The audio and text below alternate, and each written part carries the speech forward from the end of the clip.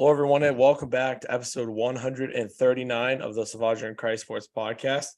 Here for you on another Wednesday night, 7:14 p.m., 16 minutes away, supposedly, probably a little later than that, from puck drop from Game 2. If you couldn't tell already, my voice is a little fucked up from the Bruins game I was at, Game 1 on Monday, so bear with me here, but I think it'll be okay for the most part. Back for you again another night, a Celtics and Bruins-centric show. And before we get into all the fun stuff, Ryan, how are we doing again on yet another Wednesday night? I'm doing good. I have my voice, like I just told you before we jumped on here, though. You have not really having yours is for a good cause. You're what now, like 100-0 when just 10-0. Okay. When you're in the building for a Bruins or Celtics game, so that's good. We'll take it, of course. Like I said on Twitter, if we could get you to go to more games throughout this playoff stretch, that would be awesome. Make things a little easier. But yeah, like you said, Bruins, Celtics for the most part are going to try to power through this as best we can with the Bruins, of course, on in the background. So maybe, we won't be as focused as we usually are when it comes to this type of thing, but we're going to try our best. Yeah, I mean, if the Bruins and the Celtics want to get me in the building more, I support that initiative personally. So unbiased, but that's just how it is. Moments of the week to start as usual. Mine again, I don't know if I'll ever have a drawn out moments of the week ever again at this rate. Mine's about Morgan Barron on the Jets taking a skate to the face from Laurent Brossoit last night and coming back with 75 stitches in his face and playing with the full cage. That was pretty badass. Hockey players are wild. Yeah, you see stuff like this every once in a while, but I feel like typically it's like 10 to 15 stitches or less than that, whatever. This is 75 fucking stitches. Like, I kind of like, this is my lack of medical expertise kicking in here, but like, I can't believe they could get that done soon enough to like get him back on the ice before the end of the game. Like, it is wild. Yeah, it's a crazy visual. But yeah, I mean, just shows again another example added to the list of how psychotic hockey players are and what they will play through. So, shout out to Morgan Barron. It ended up working out. His team won 5-1 last night, Game 1 against the Golden Knights. So, what a beast! It was worth it in the end, apparently. I guess they breed them different down at Cornell. So I guess so. Didn't know that about them, but I'll keep that in mind. Yep. Your moment of the week is much more drawn out and maybe one of the biggest internet stories of the past week with Anthony Bass. Yeah, it's just another example. We talked about this a while back. Personally, I think they should call him Anthony Ass because he sucks. That works. Just drop he sucks entirely on the field, just in this case here. So drop the B. That's good. But just another case. Again, we talked about Odell being an ass on a plane a while back, a few episodes ago. Anthony Bass, it's his turn now. I'm sure people, like you said, it's kind of caught social media by storm. Saw it on Sunday. Blue Jays reliever Anthony Bass tweeted out a photo attempting to call out United Airlines, which read, quote, "The flight attendant at United just made my 22-week pregnant wife traveling with a 5-year-old and 2-year-old get on her hands and knees to pick up the popcorn mess my youngest daughter left. Are you kidding me?" And of course, that was accompanied with a picture of the popcorn everywhere, which led to some funny comments that I'll get to in a second. Like I said, though, the reasoning for me for this, it's like, again, it's just a guy acting like an a-hole on a plane. Like, tell me you're entitled and spoiled and a millionaire without telling me that you're entitled, rich millionaire, piece of crap. Some people in the comments, one of them I thought was pretty good, was somebody asked, "Genuinely curious who you think should clean up the mess your 2-year-old made as a parent of 3 kids. I am the one responsible for them." To which Bass responded, "The cleaning crew they hire. My dad, for people that know me, works for Delta Airlines, so he kind of obviously has a background and stuff like this." Said, when I told him the story, he goes, "Well, that guy's a moron because the cleaning crew is not on," and anyone who's taken a flight knows this, the cleaning crew they hire is not currently on the flight when you are taking off. They tend to come on after the fact and clean up the mess that the customers or the people on the plane leave. They're not there currently, so they were not on Anthony Bass's wife's flight, or I'm sure he wasn't on the flight. But again, just another case of an idiot thinking that they kind of, own the place type of thing. Some of the other tweets I saw that were kind of funny, 2 quote tweets. One was from BW Carlin, who, again, quote tweeted the picture saying, "Well, she did a terrible job. There's still popcorn everywhere." And then at Eric_M888 posted a pic of Bass's stats, which at the time of the tweet was 7 games, a 7.11 ERA and 6 1/3. And he said, quote, "I guess throwing trash runs in the family." So that was pretty good. Again, though, just like, dude, yeah, you probably don't want your 22-week-old pregnant wife doing a bunch of strenuous things. Be a parent, tell the kids to pick up their own mess. Like, the 2 of them were sitting in the picture on both on iPads. Like, I think if they can function an iPad, they should be able to pick up a popcorn mess that they left. So again, just another like I'm better than you type of thing. I make more money than you, so I should just have everything handed to me. Like it's just stupid. And like I said, people are rightfully flaming Anthony Bass on Twitter because they should, because it's idiotic. I saw a tweet that said that he put out said, that United is handling things internally. Like, you hope the flight attendant doesn't get like, thanks for the support. Like, dude, nobody's no one's supporting you. I saw that and I'm like, I really hope the flight attendant or whoever doesn't get canned because of this asshole. Like, that'd be the worst case scenario. But again, talking to my dad, he's like, yeah, they probably handled it internally, being like, oh yeah, we'll definitely handle this for you. And they're probably behind closed doors being like, yeah, this is nothing to us because the guy's in the wrong completely. So just again, another case of an a-hole on a plane. Just ridiculous type of thing. Yeah, whether he was on the flight or not is just so stupid. Like, you really can't win in a situation when you're like tweeting out a video on an airplane. Almost anybody who does it these days gets flamed. This fucking idiot thought people were gonna get behind him. It wasn't the case. Looks like an asshole. Tried to like play into it towards the end, like, haha, like, playing it off. Joked about it, yeah. No, it clearly didn't. Dude, like, just who fucking cares? Fuck you. Like, nobody cares about your fucking issues or your wife's issues on planes. Look, it is a little ridiculous that they wanted her to pick it up, being pregnant, but like, make the kid do it. Honestly cares. Make the kid do it. For the people that haven't seen the picture, like, the kid is literally just sitting next to the pile of trash, like on their phone, like, or on their iPad, like this. No big deal. Like, as obviously not parents here, but like, you as a kid, I was a kid. If we made a mess, we were probably told, like, clean up your own shit. Like, I'm not going to do it for you. Like, yeah, I don't get it. Problems, dude. Exactly. And again, like you said, trying to get sympathy from it. It's like, dude, you're a millionaire baseball player. You're not going to get any sympathy for this whatsoever. No one's going to feel bad for you that like your kid has to clean up popcorn, or like, again, like you said, you don't want maybe your 22-week pregnant wife cleaning it up. But again, normal people go through this type of struggle where, pregnant women are out there. They probably have to parent their kids here and there, I'd have to assume. So yeah, sorry, you're not going to get any sympathy from, I feel like, anybody in this case. Also, who says their wife is 22 weeks pregnant? Yeah, it is kind of, I didn't even pick up on that. It is a little strange. Just again, to emphasize the point and try to pregnant. Yeah. Try to just hammer home that point of 22 is a bigger number than 5.5. So let me just try to get as much sympathy as I can. Like, yeah. What a loser. Like, I'm telling you, if you tweet out shit like that and you have enough of a following, people are going to roast you for it. Yep. Some way or another. Next up, though, we have the Bruins, and we'll have some Celtics later. Game 1 against Florida, 3-1 win. No Bergeron in this one, but it didn't matter because they got the win, and Grzelcyk was the odd man out. Forward back in the mix, Foligno back in the mix. With Bergeron out, that gave Trent Frederick a little opportunity, as he might be the odd man out in a fully healthy picture up front. Defensively, Orlov was on the top pair with McAvoy, Lindholm, and Carlo, and forward, in Clifton. Olmark made 31 saves and 32 shots, his typical stellar self. I'm gonna be honest, like, I feel like the consensus is like they didn't play very great. I kind of agree. Wasn't their best game. I think they acknowledged that as well, talking to the media after the game and stuff. They won fairly comfortably. One of the highlights was the nice pass from Bertucki to Pasternak. Nice free goal for Pasternak to get the playoff scoring started for the Bruins. Good play there. Hit a hole in the glove incident, it looked like, with Alex Lyon not being able to hold on to a Brad Marchand wrister. That gets in the net. The one really, outside of them not playing great overall, like 100% maybe, was this cupcake that Orlov teed up for Matthew Tkachuk. Not really sure what he was thinking. Just a lapse of judgment. Nothing really to worry about, though. But that was tough. I feel like that was pretty shortly after the Marchand goal as well. Yeah, probably a couple Russ minutes gets after. A greasy goal. Yep. The Russ gets a greasy goal. That's a big one. And Hathaway's goal didn't count. I don't really understand this. If the play is not blown dead, I don't know why you can't bat a puck out of someone's glove, to be honest. Yeah, it's not like he really had it all that tied up. Like, it was just kind of hanging out there. Like, yeah. But like, I don't really get it. Like, the whistle's not blown. Like, I've never kind of really seen anything like this. So that was kind of weird. But the Bruins take care of business in game 1.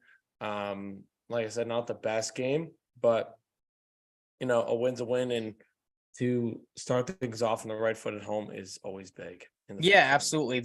The thing I was going to ask you on the Orlov, I got a couple of questions for you. I'll start with kind of backtrack the Orlov stuff. Like, I'm right there with you. I didn't think they played great. Like you said, the whole consensus was that they didn't play great. But I think you saw like typical, at least a little bit of towards the end of the game, typical Bruins third period, what we've seen this season, where it's like they've grinded the team down so much throughout the game that like, even when they don't play well, they're still going to come out with a win. And then if you're Florida, I know it's only game one, but it's like you very well could have lost this game 3-0. Again, you didn't play all that terrible. The Bruins didn't play all that great, but you get really one gift, and that's all you can capitalize on with how, like you said, how not again bad. The Bruins didn't play bad, but like not up to their speed. Like, you know what I'm getting at here. So like, I don't know. Again, game one, you're still a ton of series left, but you got to think it's a little demoralizing to start from Florida. We're like, all right, we held them in check for the most part, but the only thing we could really muster up was a gift goal from a defenseman that's usually pretty good in his own zone.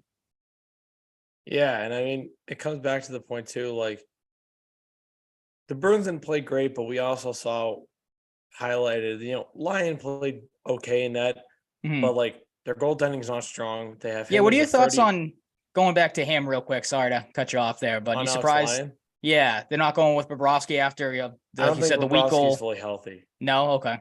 And he doesn't have the most rock solid playoff reputation. True. Nope. But as the alternative, you have Alex Lyon, who's a 30-year-old, pretty much AHLer entirely, has played a little bit for the Flyers in the past. But this is just the position they're in. Bobrovsky's not fully healthy. They have Matt Guzda and Evan Fitzpatrick. Evan Fitzpatrick's like kind of their third guy right now they called up. And Spencer Knight has been in the NHLPA player assistance program for about like 2-3 months now. So he's not an option. So you're kind of like just going with what you have if you're Florida. And I think the Bruins, like I said, even though they didn't play great, I'm beating a drum here, but you saw what Florida is made of. Like their goaltending hasn't been great.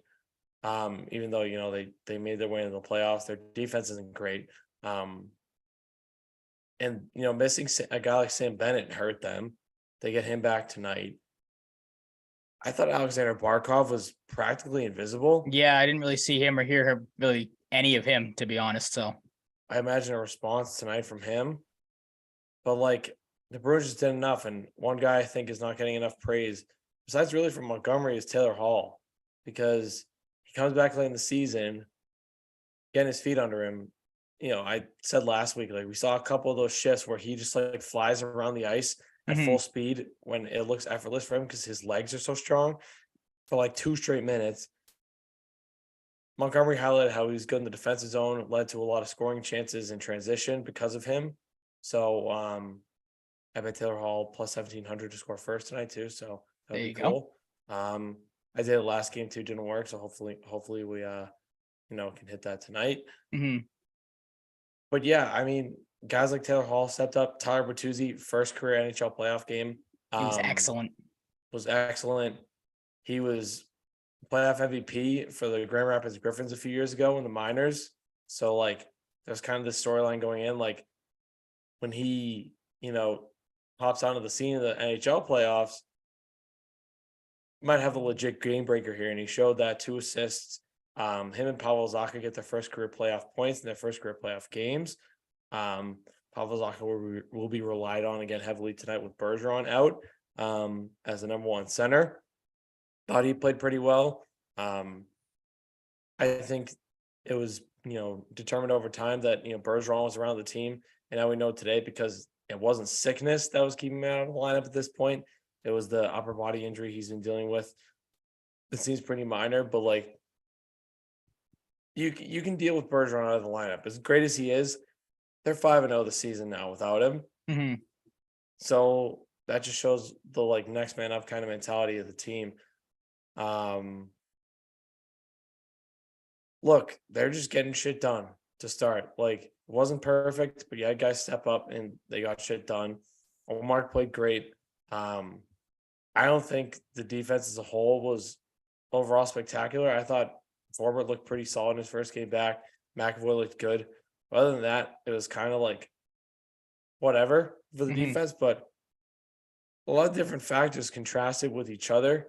as you might expect in the first game of the playoffs, but they got it done in the end, and they know from what they've been saying to the media the next couple of days they need to build on it. So, Are you surprised Grizzlick was the one? Because we really didn't talk about that. You mentioned that in passing. Obviously, he was the odd man out. You surprised at all they didn't go with him? Just obviously a guy that's had playoff experience, or no, really. I mean, no problem with that. Like somebody obviously has to sit, but I mean, I was a little surprised to see he was the guy that was taking a back seat in this one.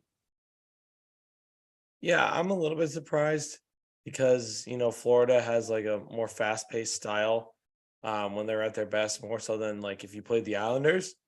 But I kind of think part of it was them wanting to get forward back in the mix. Mm-hmm. And, forward's a known commodity, and that's not to say Grizzlick isn't. But like, I don't know how much benefit keeping forward out to start the series and then like throwing him in like maybe games 2, 3, or 4. Let that rust build, I guess, type of thing. Yeah, like that's kind of what I think it is. And they're in like a game by game basis type of thing where like if they want to sub Clifton out, they'd put Grizzlick on the right side or Orlov and slot Grizzlick in, or forward to come out for whatever reason. I don't think this is set in stone, but it's going to be something interesting to follow. But I think it was mainly to get forward's legs under him and, have a sturdy, physical, defensive stay-at-home presence on the third line because, Clifton has proven he's, getting better at holding his own in the defensive zone, but that's just not who he is. Like, he's more of a puck mover. He's physical. He can move the puck in transition. That's him. But, yeah, I don't know. It's going to be kind of a game-by-game thing for me. Yeah, that's really it. But we've talked about it before. It's tonight's game will give us a better idea of what they're going to do going forward. I think so too. I mean, I again, not a knock on Grizzlick, but after just watching game one, and it seemed like Florida was obviously, especially early, trying to set the tone, seemingly hitting everyone, getting pretty chippy after the whistle. I mean, that's playoff hockey. It comes with the territory, but like it strikes me as a series that you're probably going to see forward a little more in, and same thing with Clifton, just because they're bigger physical guys. And like you said, obviously Florida has the speed, which obviously would play in a Grizzlick's game, but if they're going to play that style, the physicality wise, you got to think Forward and Clifton's probably the pairing that's going to be the most successful. Like I said, even though Grizzlick has been a guy that's had, plenty of playoff experience and plenty of success in the role he's been in. Obviously, the big one you talked about at Bergeron, and you kind of hinted at what your thoughts on the whole thing is with him. Like you said, now that we know it is not illness related, it's more injury related. Any concern moving forward there? Nothing at all. We talked about this obviously offline or off air, but just to obviously get the listeners your thoughts on it, kind of. What do you do with Bergeron moving forward? I listened to Ty Anderson today on Zolak and Bertrand, and he brought up an interesting point that he said if maybe the Bruins looked a little worse than they did in game one, or even if they lost, you probably would have saw Bergeron tonight. He said if the Bruins go up 2-0 tonight, maybe you don't see Bergeron in game 3 just to keep holding him out and get him back fully healthy. How would you handle Bergeron if you're the Bruins moving forward? Yeah, I honestly think regardless of what happens tonight that he'll be in the lineup in game 3. Okay. Unless something arises where they don't feel comfortable, which is certainly possible. Bergeron is too much of a competitor to be like, like the rest is good and playing things safe, but like I imagine he wants to be back in there. You would think. I mean, if he skated today, like you texted me, so that's all. It's not like it was like, oh, he hasn't done anything, so there's maybe some real injury concerns there. Like he's not playing, he's not practicing at all. But like he's texted me today, he is skating, so it's not like again he's just sitting out constantly doing nothing. There is something to build towards. It seems like there. Yeah, one thing I wonder is the upper body injury concussion related at all? You hope not. Which I hope not, but that changes things a lot if that's the case. But I don't know. I don't really feel like that's the case. Just gut feeling. Yeah, because again, you wouldn't, if he had a concussion, you wouldn't think he'd be out there skating. Like you think he'd be somewhere just kind of chilling, like taking it easy. So again, the fact that he was out there, at the whatever it was, the optional skate or just him skating around himself, I think is obviously again, light at the end of the tunnel thing is not as strong as I wanted to put it, but you know what I mean? Like there is something to build towards. Like, I don't know. I don't hate Ty Anderson's. I'm not going to say that you dislike what he said, but if they win tonight, I mean, you've seen it with, again, if the Lion kid comes out and looks as shaky as he did in game 1 and the Bruins can seem like they can put this thing away pretty handedly. I wouldn't be opposed to holding them out at least one more game, because again, we've seen it all season. And you said that you gave the stat they're 5-0 without him. Like, they have proven time and time again that they don't necessarily need him in the lineup. Obviously, he's a great commodity to have. That's not a knock on Bergeron by any means, but like, we've talked about it plenty of times leading up to these playoff games, that this is the deepest team the Bruins have had maybe in our lifetime. Again, that might be in our lifetime. great. Okay, fair enough. I'm glad you agree with me there. 100% Didn't know if that was, overstepping or anything, of course, with that cup winning team. But again, it's a luxury to have. Like you said, Frederick's probably the guy that comes out when Bergeron comes back, which stinks because he's played so well and he's taken so many strides. But again, it's a luxury to have. I can't say that enough. And I'm with you. Like, no overly huge concerns with Bergeron because of the reasons that I've already mentioned. So if they have to keep sitting him out and they don't necessarily need him, then I'm fine with it. Get him back fully healthy for a tougher task down the line, like a Toronto or Tampa, whoever it may be down the line. Yeah. I think I just trust them. I trust them to handle it the right way. Mm-hmm. Might as well get to our preview of the rest of the first round and beyond at this point. To start, we've given our thoughts on the series for the most part, but we might as well just cut straight to predictions on Bruins and Panthers. I have the Bruins to sweep the Panthers. You think this thing is over? Yeah, I think I've reiterated on this podcast for like a month and a half now. I don't care who they were going to play. I think they would sweep whoever they played in the first round. I'm sticking with it. They beat them fairly handily in game one without their best.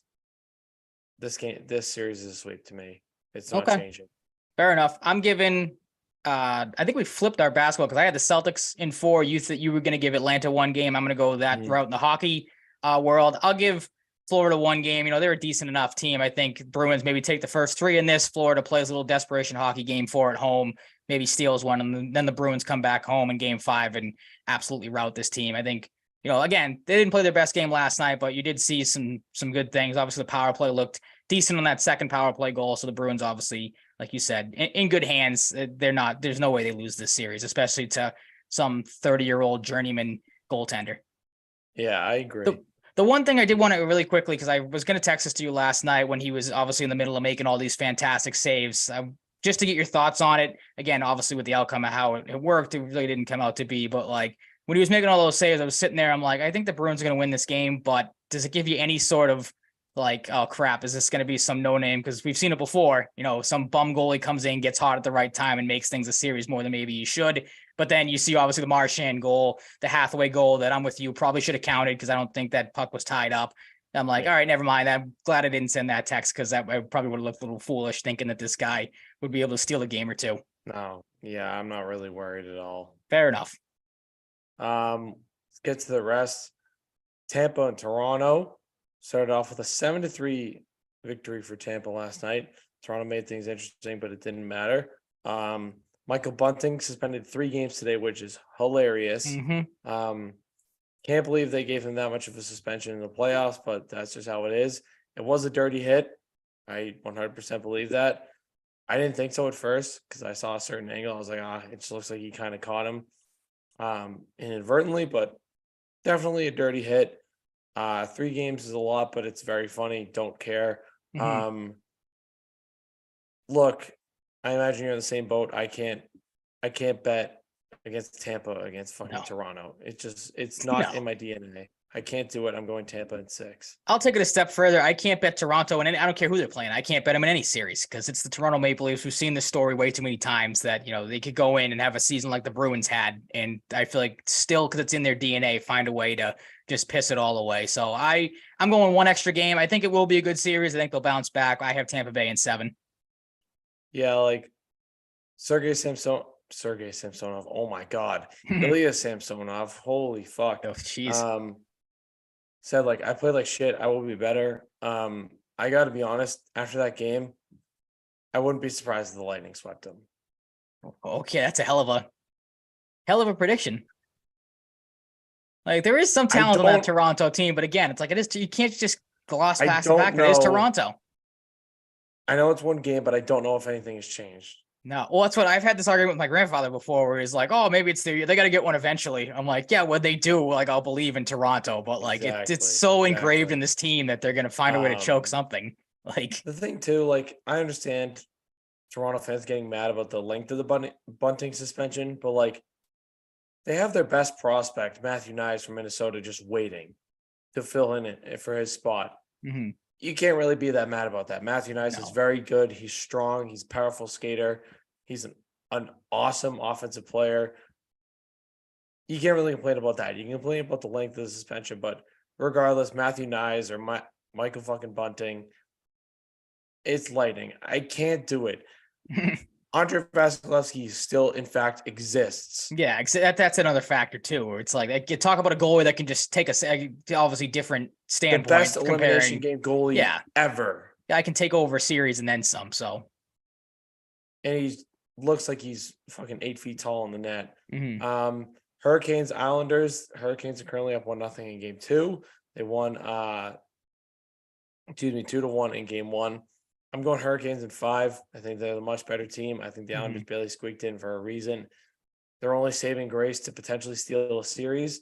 Here is Sorokin if he stands on his head, which he very well could. Yep. But I'm going Carolina. I think they're the better team, even with, Andrei Svechnikov for the season. I think they're a good team. I think they're a threat in the East. If, the Bruins aren't to do the deed. Mm-hmm.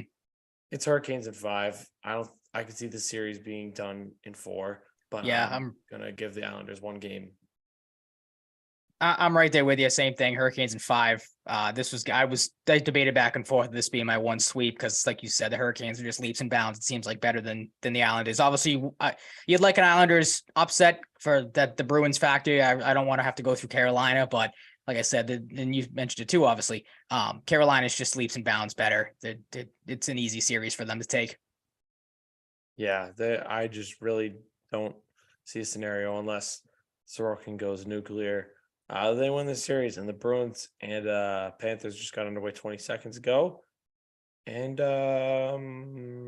what we got here? Power play? No, just a regular face-off. Oh, they showed the goal. They put the gold numbers over Florida. Yeah. Oh, I thought it was a Florida goal when they did that. I'm like, now that obviously they're doing with the Bruins. So I thought the Bruins might have taken a penalty early. Nope. Rangers and Devils next. The Rangers put out a convincing victory last night, 5-1 at the Prudential Center too, which is a statement and a half. Mm-hmm. The 1 goal from a Jack Hughes penalty shot late in the game. I'm not going to say this is indicative of the series, but it kind of is. I'm going Rangers in 6, but I don't think this is going to be a necessarily super strenuous series for them. But even as a first-year playoff team, I'm going to give the Devils a little bit of a fighting chance here and, say they take a couple games. But I don't know. I don't think this series is going to beat up the Rangers too much. I'm going Rangers in 6. I think the goaltending advantage is significant. Yep. The defenses are both pretty good, fairly even matched for the most part. But I like the top end talent more on the Rangers. Chris Kreider showed it last night. Panarin, Zibanejad, the kid line we saw last year and at points this year can chip in. They're a little deeper to me. I think they have a better coach in Gallant, and I think they're going to edge the series out. I think there's a little bit of salt in the wound from last year, not being able to get the job done and making a decent run. I think this is going to be one of those types of you're new to the playoffs, learning experience type of series. The Devils and the Rangers will take it in 6. Yep, I'm right there with you. Veteran leadership's going to reign supreme in this one. Same thing. I think the Devils, they're a scrappy team. They're up and coming, and obviously young, fast team. So I think they'll still a couple, like you said as well. But in the end, there's too much, again, veteran talent on that Rangers team. Been there before. We want to get back type of thing. So I think same with you. Take it in 6. Yep, I feel like the majority's got to be towards the Rangers, but I could be wrong. Yeah. Avalanche and Kraken as we get started on the Western Conference. The defending Stanley Cup champion take on Kraken in their first ever playoff appearance, not experience, I almost said. Yeah, I mean, I have to imagine the consensus here too is Colorado, but I honestly could see the Kraken taking this series. Be one hell of an upset. Not to take anything from Seattle, but the big thing for me with Seattle is the goaltending. Ironically, he's a former Avalanche goalie, but Philip Grubauer improved on awful season he had last year, but I just don't think Seattle's there yet. They're a new up and coming team. They're building something, but it's not quite there. We got Andre Burakovsky facing off against his old team, Eunice Donskoy as well for Seattle, but I'm going Avalanche in 6. I think the Kraken will, be scrappy enough to make things interesting. It's different for them versus a team like New Jersey, who's like new in the playoffs. Like these guys, they just have guys from all over the place. So they're True. kind of more unpredictable in that sense. But yeah, I'm giving them a little credit here. I think the Avalanche were probably hoping to get Landeskog back. He's ruled out for the playoffs. He hasn't played all year. If they had got him back, I might have picked him to sweep the Kraken, to be honest, because I think Landeskog proved last year in their cup run he's not much of a difference maker as their captain. But yeah, I'm going Avalanche in 6 here, but wouldn't shock me if the Kraken make things interesting. You're giving them credit. I am not. I think this was not a prime case of like, all right, we'll let you get your feet wet. We'll let you feel good about yourselves in game 1. And then we're just going to turn things on game, 2, 3, 4, 5 win thing, just win it in 4 straight. But you mentioned, it is a kind of a ragtag, scrappy Kraken team. I just think Colorado's talent's all around better. Yeah, the Landeskog thing hurts, of course. Maybe that was just, and obviously you said they play without him all year, so they should pretty much know how to go about things. But maybe that was just a little bit of a hiccup. They come out flat thinking they were going to get him back. But in the end, again, experience reigns supreme. Colorado's been there before, done it before. I think they come out the next 4 and then take the series pretty easily. Yeah, I can see it. We'll see what happens. I'm looking forward to see how the Kraken do in their first go with the playoffs as a franchise. So we'll see what happens. This is one of the more evenly contested series, I think, in the whole playoffs. I went back and forth in this one quite a bit. I did too. I'll be honest, I have the Wild as an underdog Stanley Cup bet plus 2,200 Okay. that I put in like 2 months ago. But I don't think it'll happen. But if it does, it's good value. Stars and Wild. Stars surprised me a little bit this year. I had them missing the playoffs, but they've proven me wrong. Jake Ottinger, still fantastic. Jason Robertson, 100 points. Jamie Benn has had a bounce back year. They've galvanized into a nice team. Miro Heiskanen, fantastic this year on the back end. Really, really good. One of the best defensemen in the league. But yeah, this series is a toss-up. It really is. I could absolutely see either team 50-50 chance winning the series. But I'm going with the Stars in 6 because I think we saw what Jake Ottinger is capable of in the playoffs last year against the Flames. He carried that team. He was so good. I think he had like a 940 save percentage. Just like completely preposterous. The hype has been real for him ever since we were heading into the 2017 draft as him as a potential first rounder, which he was. He's the backbone of that team. I love Jason Robinson. He was awesome this year, but like that team doesn't have the heartbeat it has without Jake Ottinger. I'm going Stars. I love Marc-Andre Fleury in net for Minnesota. Philip Gustafsson has been really good as well.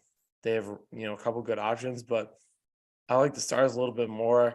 I think, kind of like the Wild, they're a team trying to like establish a playoff identity for themselves. I'm going for the Stars because I think Ottinger's a gamer. He's such an X factor. He's, one of those young goalies like Jeremy Swayman that, really is coming into their own. Really good, super freak athlete in the crease. I love Jake Ottinger and I love the Stars in this series, but like I said, I think it's a 50-50 toss-up. I could absolutely see the Wild win this series. Yeah, like I said, I went back and forth a ton. Was trying to watch like different prediction videos, stuff like that, and everyone seemed the same thing, kind of go back and forth. But for all the reasons you mentioned, specifically and especially the goalie, Ottinger could very well catch fire again in this playoffs and go on another run. I had same thing, Stars in 6. Yeah, I mean, he was absolutely fantastic last year. Some unfinished business. I think that's going to be, huge for them. And Jason Robertson hit another level this year. I like that team. And, I'm just really excited for that series. It's going to be a lot of fun. It's had double overtime in game 1. The stage is set. Golden Knights and Jets. I got to be honest. I really wanted to pick the Jets to upset, but I can't do it Yeah. Golden Knights in 7. The Jets started off pretty well though. A 5-1 upset in game 1 against Bruce Cassidy's Jets. Or Bruce Cassidy's That's Golden these Knights, nights. excuse Yeah. me. But again, different scenario, older goalie, but Mhm. Connor Hellebuck is the X factor in this series. He's so much better than anyone Vegas could trot out in net, no offense. In a year that Olmark didn't go superhuman, good chance to win the Vezina. Kyle Connor, Mark Scheifele, Josh Morrissey has put together a Norris candidate season. Don't think he'll win, but the Jets are scrappy, and this is a team kind of in a similar situation to like the Wild and the Stars. Like they're trying to establish themselves as a real real threat in the playoffs going forward. Especially as a team that might lose 2 of their best players this offseason. They're playing for a lot. Mark Scheifele has had turbulence in the past. You could lose him. Pierre-Luc Dubois has said he's probably not going to sign with the Jets. And Blake Wheeler could be gone this offseason. So 3 guys. They're playing for a lot this year. And this is a team, a lot of people, including myself, probably counted out to miss the playoffs. I think I had them as the 6th seed, maybe, which looks tough. I gotta be honest. They only got the 2nd wild card. But I think they're gonna make this series tough for the Golden Knights, but I'm going Golden Knights taking it the distance in 7. I got the Knights in 6, but like you, same thing. Like I looked at this series for a long time and I kind of thought the same thing of like, man, Hellebuck played obviously so well to get in. Like I said jokingly about Lyon, like goalie catches fire at the right time. Like could very well see him steal a series, could very well see it in this, but I don't know. I still think, Vegas, like you said, is probably the better all around team. I personally still think there is maybe a little B under Bruce Cassidy's bonnet to be like, hey, I'm going to succeed elsewhere. I'm going to get, the Golden Knights. What'd you think? Did you see his playoff like hype video they put out of him scream? What'd you think of that? I was like, where the hell was that ferocity when he was with the Bruins? Or like, Jesus. That was something. It was very caught off guard by him just screaming at me into the camera. I wonder if a friend of mine, Kaylee Allard, who does a lot of social work for them on social media, had something to do with that. I'll have to text her and please ask her. Yeah, I was like, "What's the story behind Bruce just calm demeanor like usual, and then just losing it for a couple of seconds?" Like, very entertaining. Wild. Yeah. But another X factor in this series is we've never seen playoff Jack Eichel. True. Yep. He could. It's very true. Yeah. Like one goal, that first goal could really set him off. A guy that expressed his displeasure in Buffalo towards the end. Imagine he wants to prove himself. So, gonna be a fun series. I can't wait till it gets to Winnipeg. One of my favorite things in all of hockey is the whiteout in Winnipeg. It's the best. The building is nuts. The all white looks so cool. The first year when they came back, Lee Stempniak, Bruins legend, scored the first goal back in the Jets building. Was truly one of the coolest sports games I've ever watched in my life. I had goosebumps the entire game. I'm so fucking excited for this series. I think it's going to be an absolute war.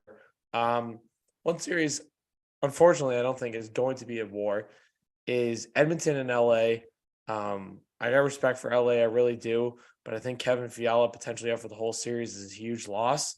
They acquired him for a reason. Big time goal scorer. Might not play the whole series. And man, Connor McDavid and Draisaitl and Nugent Hopkins all at over 100 points. They've been so much better than they were before the trade deadline. Ever since they got Matthias Ekholm, he's galvanized that second pairing with Evan Bouchard. Freed Evan Bouchard to do a lot more offensively as a young defenseman for them. I just think the offense is going to be too overpowering for the Kings here. I don't think they're going to be able to keep up. Even though they won game 1, I'm sticking with Oilers in 5. I'm not going to change my pick. Even though it's going to be tough to win 4 in a row at this point. I think the Oilers are just the better team. Connor McDavid's been in the league for long enough now. We saw what he could do last year. They made a little bit of a run. He's completely ridiculous this year. Just the 6th player maybe to hit 100 points ever. I think the Oilers offense, once it clicks, is just going to be too hard to stop for the Kings. And the goaltending is just not enough for the Kings. Eunice Korpisalo, Phoenix Copley. Copley's been really good for them. He earned himself a contract extension. They got Korpisalo at the deadline. I just don't think it's enough. I think, once the Oilers get going enough, the floodgates are going to open and the Oilers will close this out in 5 or 6 games. I'm going Oilers in 5. Yeah, I'm right there with you, except I got an extra game. I'm going 6. What did you catch any of this game the other night? Because I was trying to watch this. I was flipping back and forth with Just this highlights. and okay. I was gonna say, I'm like, because when I was watching this and then the other Kings, obviously the Sacramento Kings and the Warriors, the basketball playoff series. I think when I turned this on, it was either 2-0 Edmonton or 2-1 going into the third or whatever. They just like collapse or something. I was shocked when I looked setting up the outline the other day to see that LA had a 1-0 lead, because I kind of figured that Edmonton was going to take game 1 pretty handedly. But I mean, we've seen it in the past, not to say that Edmonton chokes by any means in the playoffs, but they are a team that kind of, again, I've said they're the LA Angels of hockey before, where you have all this talent and can never really break through. Like just again, that type of thing in game 1, or just like I said, I think they, for the same reasons you mentioned, pull it out because again, you just have all that talent. You're going to have to succeed at some point. But a little curious that game 1 they kind of had a lead, let it go, and maybe that's something that might linger throughout the series. Yeah, that's the nightmare scenario for the Oilers too. And I will say on goaltending on the other side in this series, Stuart Skinner was, good for the most part this year, but like he's not proven either. So if LA can score, in contrast, things get really interesting. So it's one of the lesser goalie matchups, maybe the worst in the whole first round. So that's going to be potentially a huge X factor in this series. But we will move on to our full playoff predictions at this point. I'll go first. I might as well, since I've got the mic here. Yep. I'm going Bruins over Lightning in the second round after they sweep the Panthers. Or Rangers over Hurricanes. This one I went back and forth on. I could see going either way. I'm going with the Rangers. I think, we saw Tarasenko step up. I think once things get more intense, guys like Kane and Tarasenko will step up. I think these teams are pretty evenly matched, but I'm going to go with the Rangers in 6. I'm going to go Avalanche. Wait, I actually typed this wrong. I just realized in the outline, I almost said Avalanche over Stars. I'm going to go Stars over Avalanche in an upset here, maybe to some people. I'm going to go Stars over Avalanche in 7, knocking off the Cup champs. I really do like Ottinger. I think Landeskog, losing him is going to wear on them over time. But, of course, with the Avalanche of McKinnon, Rantanen, and Makar on their games, they can beat anybody. But I'm going to go Stars over Avalanche. I think the Stars, might have that in them this year, trying to take that next step as a playoff contender. I'm going to go Oilers over Golden Knights in 6. The goaltending or lack thereof in this series kind of makes this one an interesting one. You've got some high-end offensive players, but again, the offense is going to prevail here too. And their back end has been so much more stabilized ever since getting Ekholm. Outside of Orlov and Hathaway, maybe even better in some regards. Maybe the best pickup of the deadline was Ekholm for them. Huge. He's under contract for the next few years. Has really stabilized their back end. On to the conference finals after that. I have Bruins over Rangers in 6. I think the Bruins are just the better team. If they can, get enough past Shesterkin, I think either in his career or this year against the Bruins, he's got like a 3 goals against. The Bruins know how to beat him. I think they can do it, and I think the Bruins are just too overpowering for most teams in the league.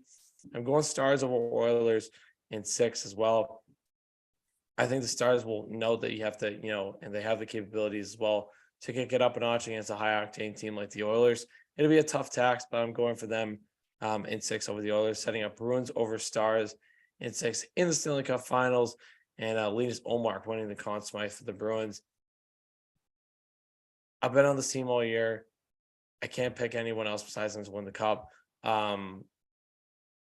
This is as good of a team as they're going to have potentially in the next 10, 15 years to win the Cup, and I think they will.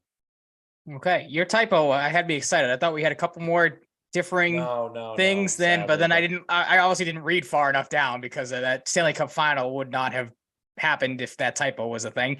But yeah, my conference finals, same thing. Bruins over Lightning in 6. Everything pretty much, I'm not going to reiterate what you just said because a lot of this is kind of the same thought process you had. I too had the Rangers over the Hurricanes in 7, mainly because, like I said earlier, I don't want the Bruins to have to go through Carolina. We've seen that's really been the one team they struggle with pretty much this season. And again, I think Rangers Bruins would be one hell of a series with obviously the veterans and the names just on those two teams alone. Stars over Avalanche in 7 for, like you said, the same reasons. I think the Landeskog injury is probably going to finally catch up with Colorado in this series. And like we talked about a couple minutes ago, I think you're really going to lean into that Ottinger, stealing some series here and there, just building off a strong playoff performance last year. And then I have Oilers over Golden Knights in 6. The conference finals games, Bruins over Rangers in 6, Oilers over Stars in 6. That's the one differing opinion we have. I have the Bruins over the Oilers in 6. Again, when you're the Oilers, you have 3 guys get 100 points this season. Obviously, the Bruins, for reasons that we know, it's kind of cup or bust. You got to think the Oilers too are in that mode where you have such a great season stat-wise from 3 guys. You have to at least get there, make a run, do something. But in the end, I have them falling short, like I said, to the Bruins in 6, with the same Conn Smythe winner you have as well, Linus Ullmark. Maybe if the Bruins decide to go with a platoon, that prediction might hurt a little bit. But we've seen Ullmark, obviously, in game 1, take it over at times. He's looked pretty good tonight as well. So if there were any, I really didn't talk about this, but maybe there were some people that thought some injury concerns, some lingering things with him. Would that rear its head at all? He's looked excellent through, a game and 10 or so minutes so far. So I don't think there's any concerns moving forward with Ullmark. Yeah, that's going to be something to monitor with the Conn Smythe. But I think at the very least, they're going to do a 2-2-1. So that would give Ullmark a decent chance, if he shows out. So that's it. We're both in on the Bruins again this year. Yep. So we'll see what happens. Look, I don't feel super confident in the Stars pick. I think they could, like I said, they could even lose to the Wild in the first round. But I think if they get 1 down, they could really start to roll. And unless Ottinger just totally flips the script on his performance last year, I think he can will them to win the series. Ever since I started looking at him going into his draft year, he's just one of those goalies. He's got the it factor. He's fucking awesome. He's a gamer. So we'll see what happens. But I think, if it all came down to it, the Bruins could best the Stars in a Stanley Cup final. So we'll see. While you get started on that, I will take a quick bathroom break as we get started on Celtics. All right, I'll get your thoughts then on the game when you come back. Obviously, like you said, you were there. Celtics game 1. Yeah, there you go. Celtics game 1, obviously beat the Hawks 112-99, take a 1-0 series lead. Just my thoughts on it, of course, before Mike comes back. It was, to me, the epitome of the Celtics season so far. You have the typical Celtics dominate early, threes are dropping left and right. Play great in the first half, take your foot off the gas in the second half, put it on the brake. And Atlanta is able to, weasel the way back in a little bit, but the Celtics, again, like we've seen throughout the season, especially towards the end of it, if they were to give up some of these big leads, they tended to right the ship a little bit, weather the storm, get a counter punch, all the cliches that you want to say. So was it concerning a little bit? I saw a lot of people talk about that. No, I don't think it was concerning that they gave up such a big lead. But again, they counterpunched. They were able to again weather the storm. They outscore Atlanta in both second half quarters. First half quarters they outscore them. Second half they're outscored by Atlanta. But again, no problems there. Jason Tatum, of course, dominates early. Jaylen Brown, obviously, all the concerns about him with cutting his hand in the plant. How would he look? Would he be hampered by that at all? Didn't really seem like it. Jason Tatum, like I said, he dominates early. First half, 21 points, 5 rebounds and an assist. Jaylen Brown, 29 points, 12 rebounds. He looked pretty good. Celtics, of course, get a ton of help from all the supporting cast.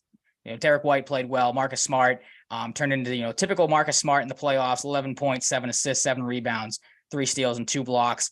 You had Al Horford hit some big shots down the stretch to kind of weather the storm. Trae Young did not look all that good in game 1.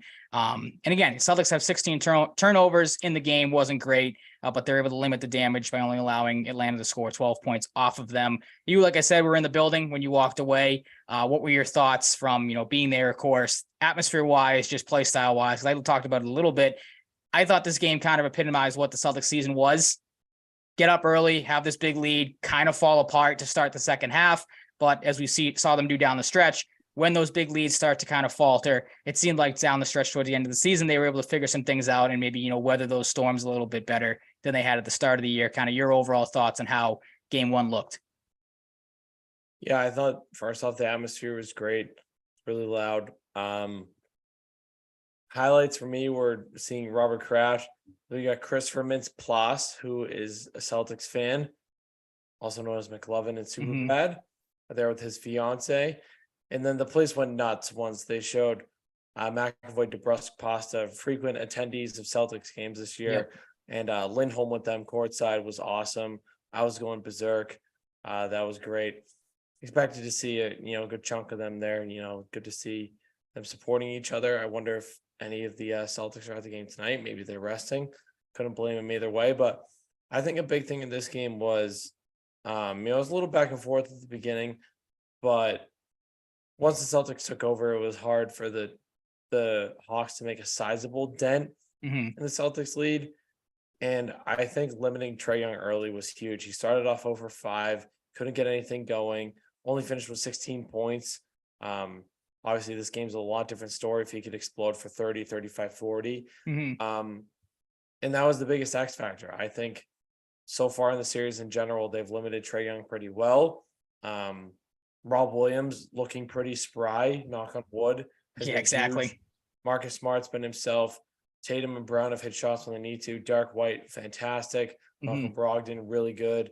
Al Horford, even kind of stunk for a good chunk of the Mhm. first half or so of that game. Didn't even matter. It was a pretty comfortable lead and a pretty comfortable, advantage in terms of the feel of play and momentum and all that stuff. It was just a good, clean win. I don't think you could really ask for much more if you're talking about, what you were expecting for the Celtics coming out of the series. Heavy favorites. A team that is kind of in limbo. They're starting to build something, but not quite there. Mhm. I think the Celtics proved their dominance and took it to them. And I think overall it was a pretty clean effort. Not Mhm. the best, it wasn't like a 60-minute dominant effort, but I think if you're a Celtics fan or, remember the team, you got to be pretty pleased. Yeah, absolutely. And good you brought up, it's a good segue, the dominance factor, because you saw them so far these first couple of games, you've seen them dominate in two types of ways. Obviously, we knew going into the playoffs when we did the preview stuff. I think either you mentioned it or I mentioned it. Either way, it was put out there that Atlanta was not a good 3-point shooting team, but a very good 2-point shooting team. The Celtics were the complete opposite of that. One of the best 3-point shooting teams and had one of the lowest 2-point percentages, I think, in the league. You saw it in game one. Celtics dominated from the 3-point line. Atlanta really, which it always surprises me with a team that is, offense is centered around Trae Young, whose whole game is shooting threes, that you think that team would be a little bit better shooting the three. They were not, obviously, in game one. Then you see it in game two. Atlanta kind of tries to take over the Celtics game, tries to chuck up a lot of threes early. They were doing it. To their credit, they were hitting them. DeJounte Murray had a phenomenal game. I think he had a career high 7 threes it was on 13 attempts. Yeah. But then you saw the Celtics kind of flip the script. They said, okay, if you're going to take our game, we're going to take yours. We're going to bully you in the paint. You mentioned it. Rob Williams played well in game one. I thought he was even better in game two. I don't think the stat line showed how great of a game he had. I think he only had 8 points. But he was excellent in the game. Like I said, it was a force in the middle. Derek White, it's kind of crazy that obviously Tatum has had 25 plus. Browns had 20 plus in game one.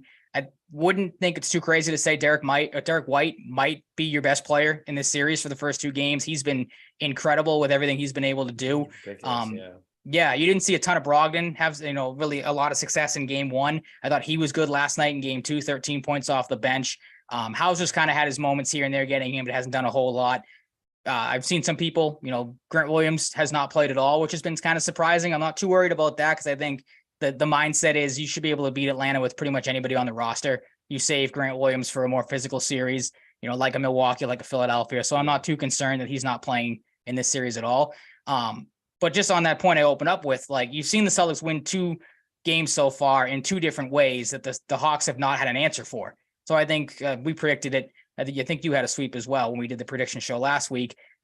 To me, it doesn't. No, I don't. 5. Oh, you had 5. That's right. You had Atlanta taking a game. But to me, like I said, you've seen the Celtics win in 2 different ways. I have to think that's pretty demoralizing for Atlanta. You mentioned it too. Trae Young has gotten really nothing going. He's been a turnover machine, and it's looked like he's been sped up at times trying to force the ball into places where he shouldn't.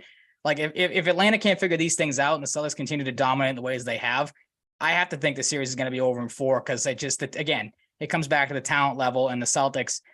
When they have struggled, when they have had the turnovers pile up, they've been able to kind of right the ship a little bit and not, have these leads get down and, and lose them like they have in the past. So again, I think this series is over. I don't think Atlanta's a great defensive team to begin with. I don't think they're going to have an answer for the Celtics. Maybe the Celtics get off to a sluggish start in Atlanta game 3, just because they obviously different scenery, different situation. But in the end, I think they'll be able to, if they struggle, figure it out. Like I have really no concerns except for maybe like one thing for the rest of the series that we'll get into in a second.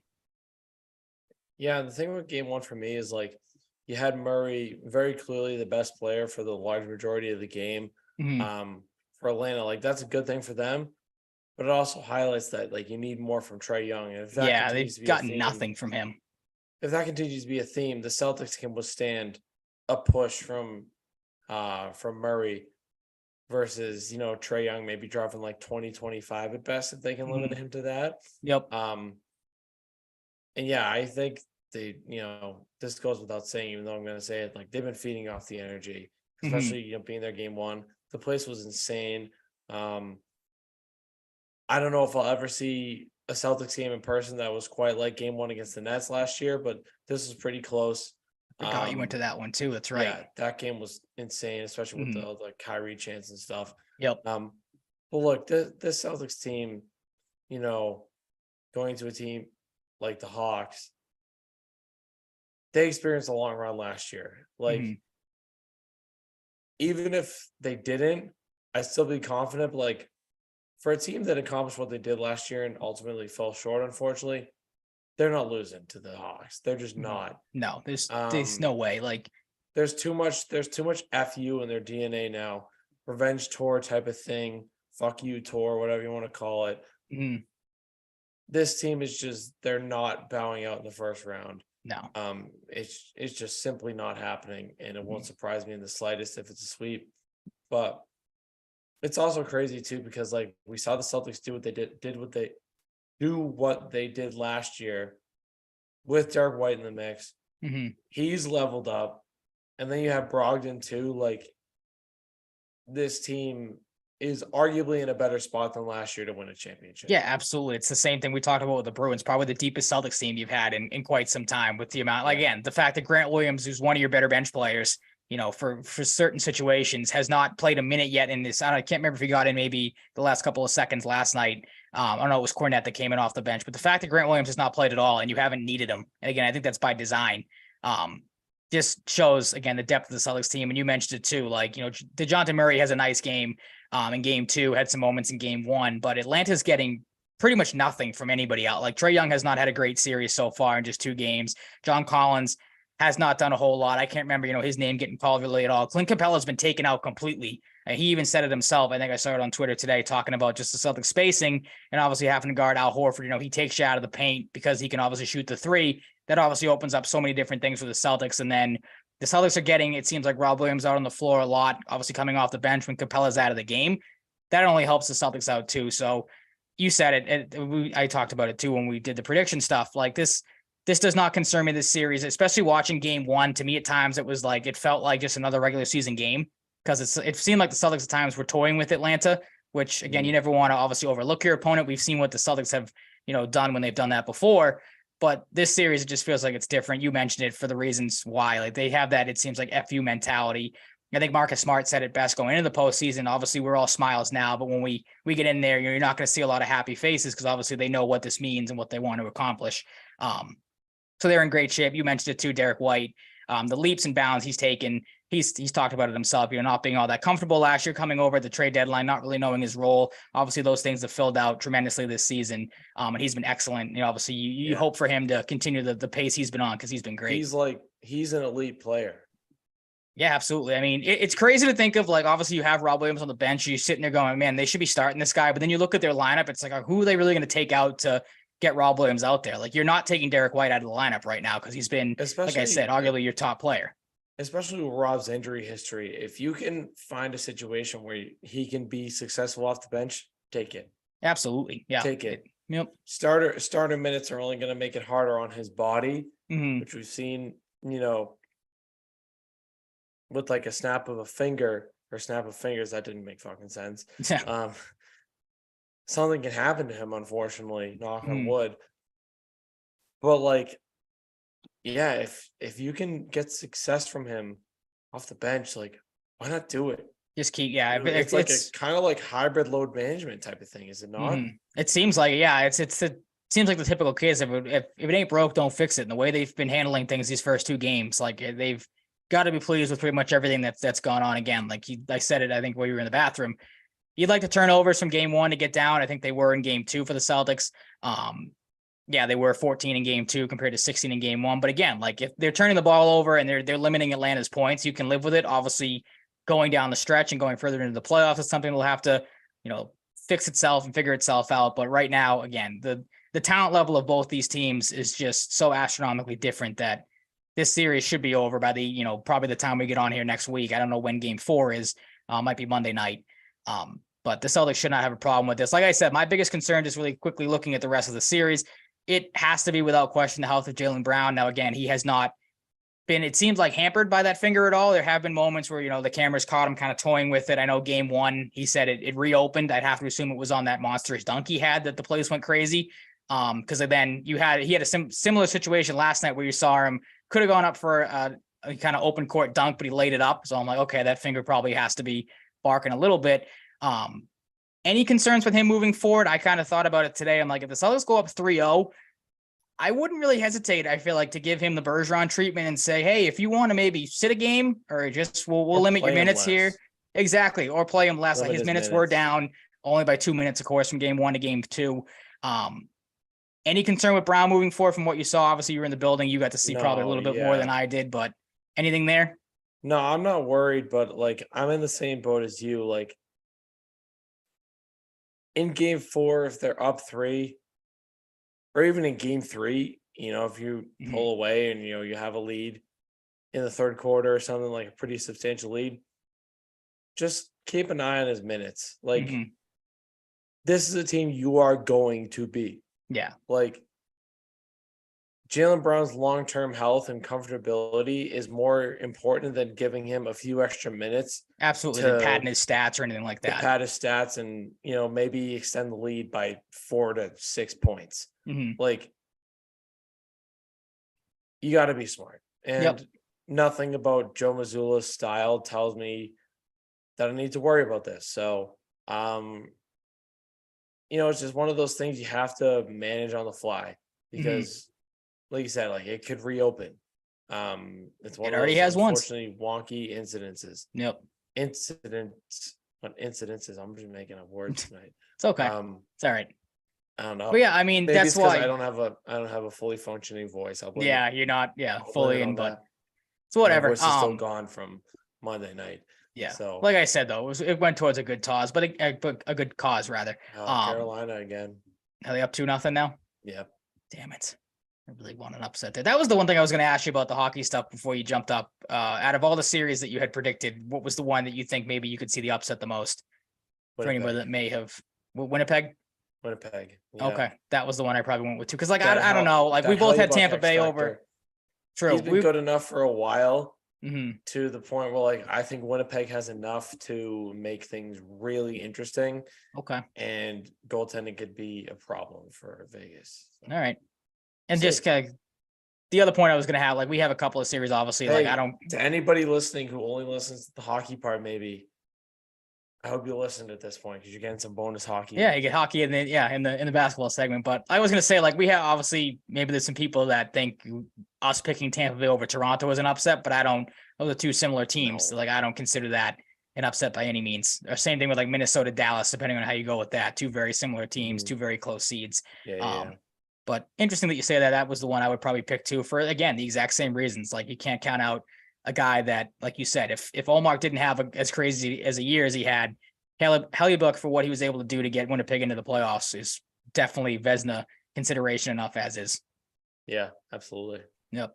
So for Celtic stuff, like I said, that's just kind of moving forward. The big thing is Brown's, if you can limit his minutes, like if you have another one of these blowout situations, keep it up to a 20+ point lead. That way you can maybe sit Brown a couple extra minutes in the fourth quarter, or, in the third quarter, whenever they decide to take him out. And then, like I said earlier, the Celtics have shown they can win in a variety of ways in the series so far.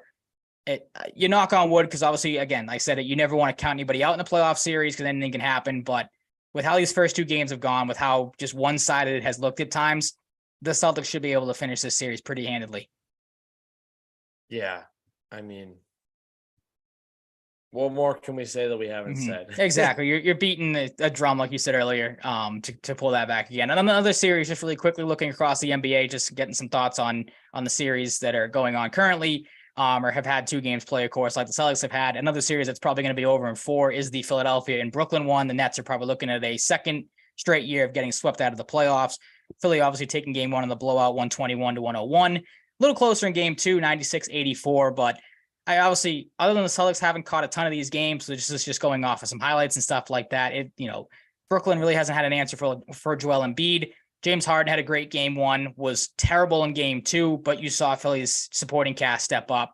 Maxey had a great game 2 with 33 points. Tobias Harris has been pretty good in this series so far, averaging 20 and a half, and shooting the ball really well.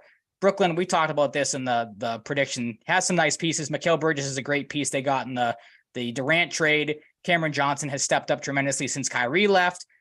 Kind of funny, he takes over the position, looks pretty good. Give the young guy a chance. But Brooklyn just looks completely overmatched in this series, and rightfully so, because Philadelphia is the better team. I don't know if you've caught really any of this series or heard anything about it. Just any thoughts you have, on Philly, Brooklyn moving forward. Not really. This is a Mickey Mouse series, kind of like the Celtics a little bit. I gotta be honest, but fair enough. That's fair enough. Couple Mickey Mouse series. Call it like you see it. Yeah, I mean, I'm nothing but an honest man. What can I say? This is the one I feel like we'll probably keep our eye on a little closer than Miami and Milwaukee. That's going on, I think, right now. I can't remember if they had the 7:30 game or if they were a little later.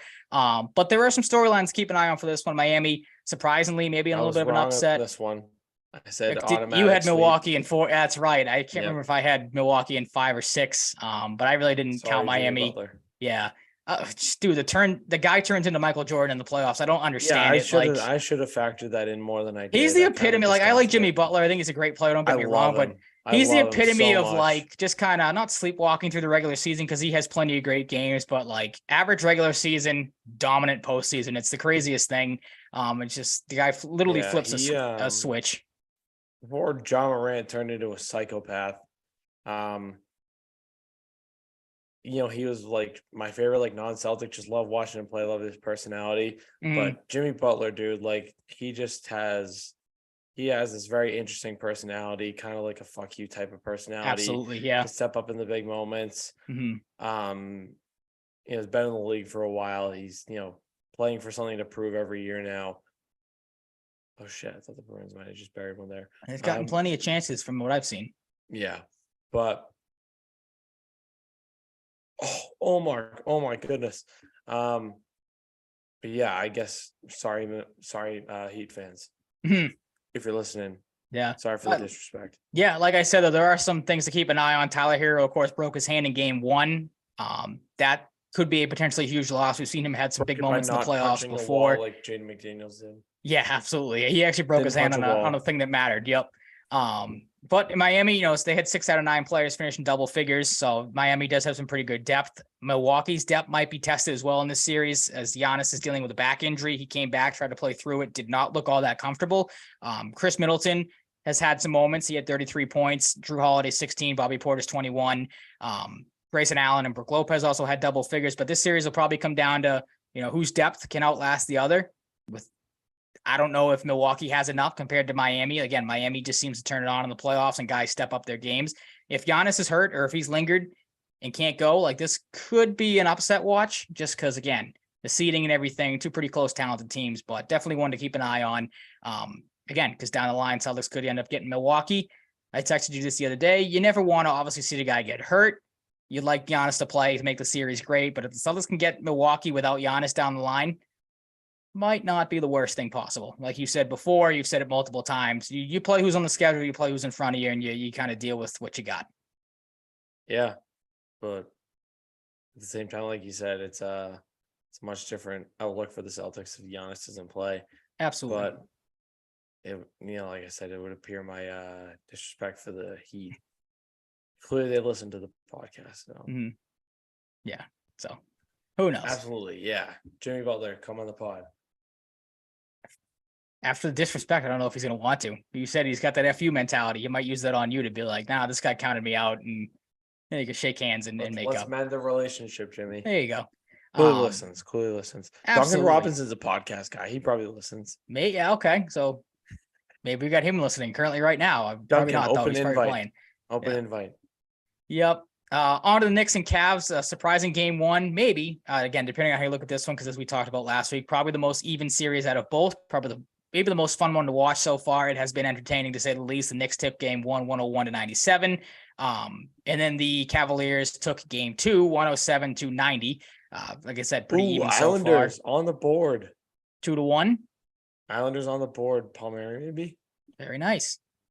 But I mean, like I said, I haven't caught, again, a lot of these basketball games because I've been just mainly Celtics and Bruins. Have not caught any of this. So again, just going off of the box score, Jalen Brunson, Julius Randle, and Josh Hart all had pretty good game ones. Brunson 27, Randle 19 and 10, Josh Hart 17 and 10. But then, like I said, I was going to say Carolina. You got me thinking about hockey. Cleveland able to flip the script in game 2. Darius Garland finishes with 32, Karis LeVert 24, Evan Mobley 13 and 13.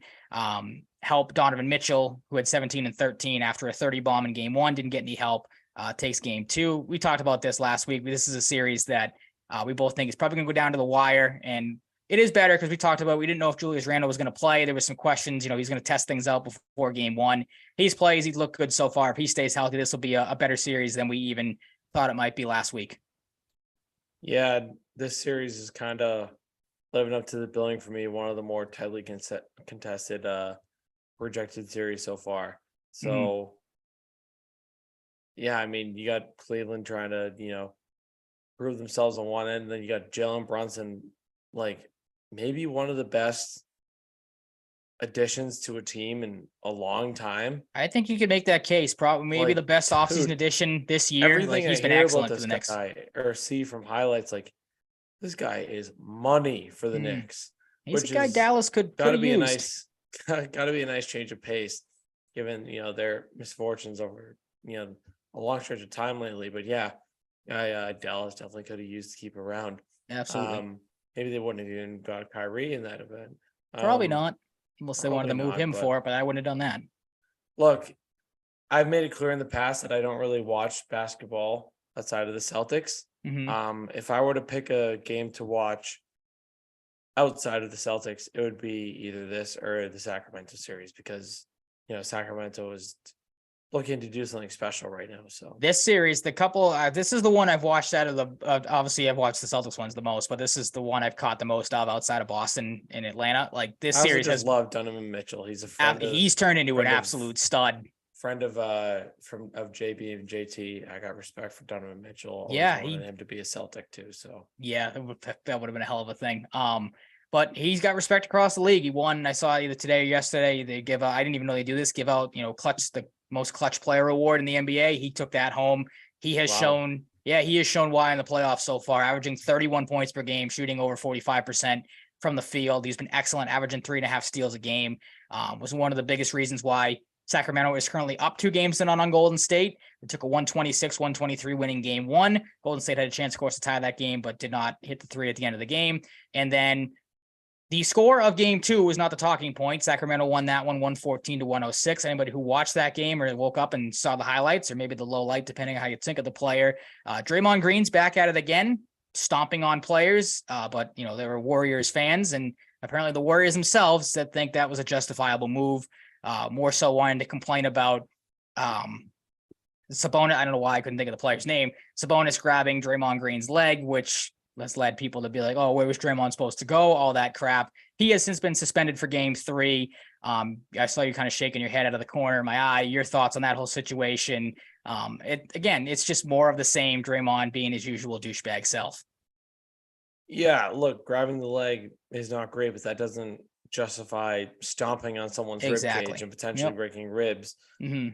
Of course, Sabonis was chest bumping after the game, so it didn't affect him that much. But dude, you're stomping on a guy's fucking rib cage. Yeah, like you didn't even try to hide it. It's not like you tried to step around and just kind of graze it. You full on WWE step over the guy. Jumped. Yeah.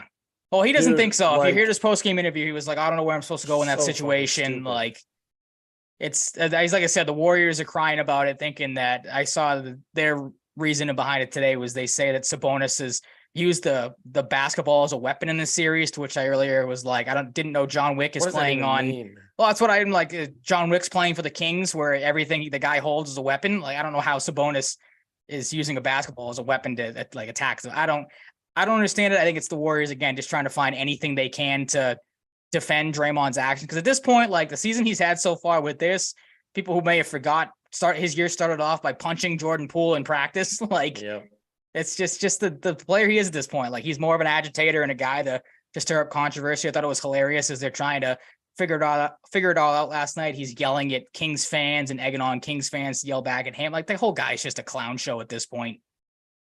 Yeah, I mean, it's just like,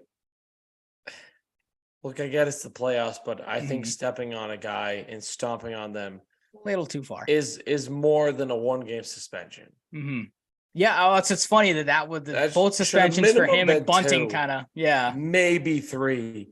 Stomping on someone is fucking ridiculous in a totally completely avoidable thing that is intent to injure. Absolutely. Well, that's what I mean. Like, there's how do you not give him 2 games minimum? I don't know. It's ridiculous. It's because it's the playoffs and because they're down 2-0.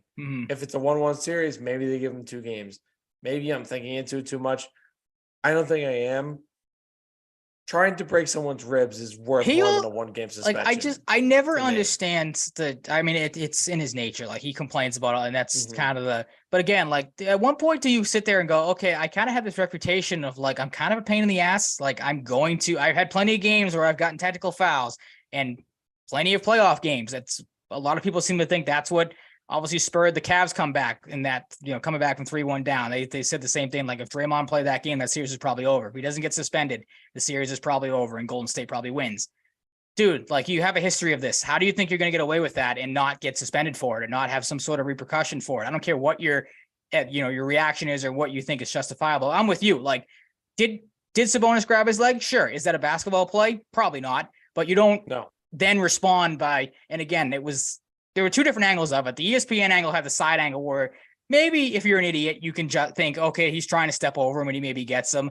The Kings home broadcast is from behind I saw it today on Twitter. It's behind the play, and it literally shows him jumping on him like he's like Donkey Kong coming down, trying to it's a stomp. Yeah, I'm like, stomp. What do you try to justify? It's ridiculous. So obviously that's something to keep an eye on moving forward. Draymond, will they be down 3-0 when he comes back and can play? It's the first time in the Steph Curry era that the Warriors are down 0-2 in a playoff series.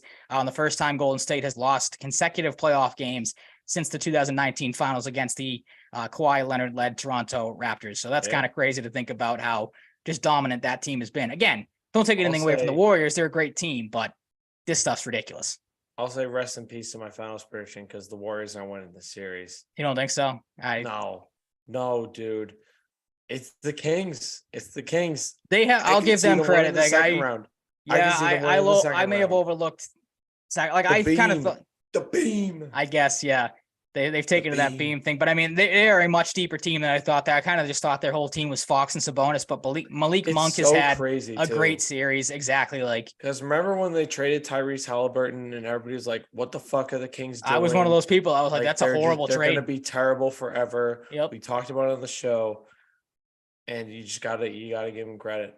Like, it's crazy that trade has worked out better for the Kings than it has for obviously 2 different trajectories of both the franchises, the Kings and the Pacers. But it's crazy, like you said, to think of. You see that trade on paper, you're like, wow, the Sabonis is a great player, but the Pacers got the steal in that trade. And then you look at it, it's like, oh, the Kings are playing for a chance to go to the conference semis, and right now Indiana's in the lottery. So yeah, you'll take the trade off. Absolutely. But yeah, it has been a fun series. It's been close, probably the closest of all the series so far, game wise. And again, just the storylines of everything that comes with Golden State. Can they come back from this? You don't think so? I'm not going to count them out. We've seen wilder things in the playoffs happen, especially with that team. We know what their talent level is. So it'll be interesting to keep an eye on. Denver, Minnesota. Again, I have seen nothing of this series. I didn't even, remember that the game was on the other night, to be honest. But Denver got a blowout win in game 1. Maybe not all that surprising with how Minnesota was able to get into the playoffs, 109-80. This was a game where Denver, did everything right. Minnesota really didn't do anything right. Their big 3, quote unquote, was held in check. Anthony Edwards finishes with 18 points. Karl Anthony Towns was held to 11 points on 33% shooting. I think he was like 3 of 11. That probably is what the math is. 3 of whatever it was. 14% from deep, did not have a good game there. And Rudy Gobert, who to me is just useless at this point. Like he is a player. God. What's up? I didn't even realize this. Didn't see the replay. Oh my God. The second Hurricanes goal, Stefan Nason is on the right side of the offensive blue line, sends a flutter fucking shot towards the net. Mhm. Sebastian Aho, not the Hurricane Sebastian Aho, the Islanders defenseman one. Sebastian Aho, deflects the puck from inside the offensive blue line all the way past Sorokin. The longest own goal ever. I was just gonna say that's pretty. Look it up on Twitter. I gotta look that up when we're done when here. you get a chance. That's wild. So I'm speechless. That's a killer if that ends. If God forbid the game ends 2-1. That's wild. That was fucking preposterous. That goal was absolutely fucking bananas. I just saw I'm a little bit behind on this, but Chris Blackie, friend of the program, wants me to have the Mando helmet on. Maybe I'll do you have a Mandalorian helmet? No, he came up with the nickname Mando Mike today, so maybe I'll have to get a Mandalorian helmet off of Amazon for special occasion episode 140 next week. I'll show up with the helmet on and record the whole show if I can with it. Oh jeez, I don't know if I can. I was gonna say that audio quality might be, and then the headphones too might be a problem. Yeah, maybe I'll sound like Pedro Pascal. There you go. That'd be kind of sick. He's got a cool voice. He does, yeah. But yeah, just again, the quick little tidbit on this game, like Rudy Gobert, I feel like is a guy that is more known for the crap that he's been doing, not off the court, of course, but obviously like kind of a meme at this point, like a guy that I feel like would have been a dominant force 10 years ago when centers, just solely played in the paint, blocked shots, dunked the ball.